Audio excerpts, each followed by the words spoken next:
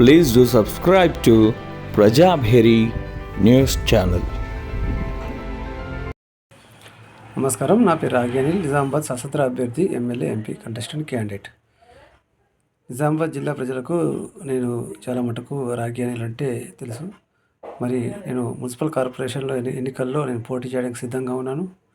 మరి division number 40లో నేను పోటీ చేద్దామంటే నాకు అవకాశం లేకుండా ఉన్నది. ఎందుకంటే ఎస్సీ వర్గానికి చెందిన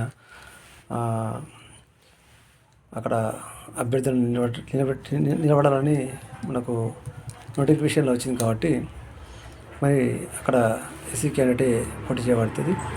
మరి నేను 41, 42 ఈ డివిజన్లలో, లేదంటే 11 డివిజన్, ఈ 3 డివిజన్, లేదంటే 18 డివిజన్, 36కి వస్తుంది. ఈ 4 డివిజన్లలో ఎక్కడ ఇచ్చినా కానీ నేను మరి గెలిచి చూపిస్తానని మరి బీజేపీ, టీఆర్ఎస్, కాంగ్రెస్ ఈ ముగ్గురికి కూడా నేను మనస్ఫూర్తిగా అడుగుతున్నాను. ఇది తెలంగాణ ముఖ్యమంత్రి యనమల రేవంత్ రెడ్డి గారికి కూడా, ముఖ్యమంత్రి గారు మరి రేవంత్ రెడ్డి అంటేనే ఒక పేరు, ఒక బ్రాండ్. అలాంటి మీరు ఎవరికి అన్యాయం చేయరని, మరి మీరు ఇచ్చిన మాట ఇప్పటి వరకు ఏది కూడా మరి ఇచ్చిన మాట దానికి కట్టుబడే ఉన్నారు. కానీ మరి మీరు ఇంతవరకు ఎవరు కూడా చేయని పనులు కూడా మరి మీరు చేసి చూపిస్తున్నారు. అందరూ అన్నారు ఈయనతో ఏమవుతుంది అని. కాకపోతే ఇప్పుడు తెలిసిపోతుంది ప్రజలకు కానీ వేరే పార్టీలకు కానీ తెలిసిపోతుంది. ఏంటంటే మరి ఇంద్రమ్మ ఇండ్లు ఎట్లయితున్నాయి, పెన్షన్లు ఎట్లయితున్నాయి, లేని వారికి, పేదవారికి మరి రేషన్ కార్డులు ఎట్లయినాయి, లేబర్ కార్డులు ఎట్లయితున్నాయి. ఒక బండి తీసుకుందామంటే బండికి వాళ్ళ ఇన్సూరెన్స్, వాళ్ళ ఫ్యామిలీ మంచిగా ఉండాలని దాని గురించి బ్యాంకు నుంచి మనకు బ్యాంకు సంబంధించిన లింక్ పెడతారు. ఇది కూడా చాలా మట్టుకు, ఎందుకంటే సిగ్నల్ దాటంగా కూడా ఒక్కొక్కరు సిగ్నల్ దాటుతూ ఉంటారు. దాంట్లో ఏదంటే పొరపాటు కూడా నేను ముందు వాళ్ళని సిగ్నల్ దాటిపోతారు. అది మంచి అవుతుంది, చెడు అవుతుంది. కాబట్టి అలా కాకుండా కూడా మీరు ఒక కండిషన్ పెట్టారు. అది చాలా మట్టుకు మంచిది, సంతోషం. కానీ ముఖ్యమంత్రి గారికి నేను రిక్వెస్ట్ చేస్తున్నాను.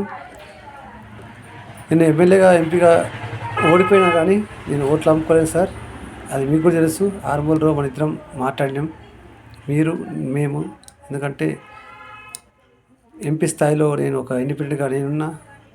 ఆ రోజు మీరు ఎంపీ స్థాయిలో, మీరు సీఎం స్థాయిలో, ముఖ్యమంత్రి స్థాయిలో మీరు ఆర్మూర్లో సభ పెట్టి మాట్లాడేటప్పుడు నాతో మాట్లాడారు. అది కూడా మీకు యూట్యూబ్లో వస్తుంది.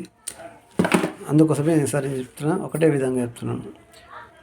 నేను ప్రజలకు సేవ చేయడానికి సిద్ధంగా ఉన్నాను. నాకు ఒక అవకాశం ఇస్తారా? కాంగ్రెస్ పార్టీ ఇస్తుందా? లేదంటే బీజేపీ ఇస్తుందా? బీజేపీ పెద్దలు, నిజామాబాద్ పెద్దలు ఇస్తారా? లేదు అంటే టీఆర్ఎస్ పెద్దలు ఇస్తారా? 2 విషయాలు చెప్తున్నా. నేను నిలబడుతున్నటువంటి డివిజన్లలో ఎవరైనా పెద్ద మనుషులు చనిపోతే వారి ఇంటికి నేను స్వయంగా నా సొంత డబ్బులు 5,000 రూపాయలు ఇవ్వడం జరుగుతుంది.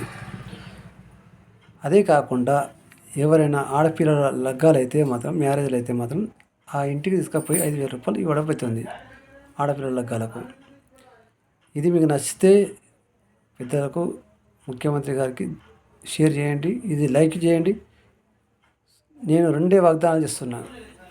ఒకవేళ నేను గెలిచినాక నేను పనులు చేయకపోతే నా చొక్కా పట్టి నిలదీసే హక్కు ప్రజలకే ఇస్తున్నాను.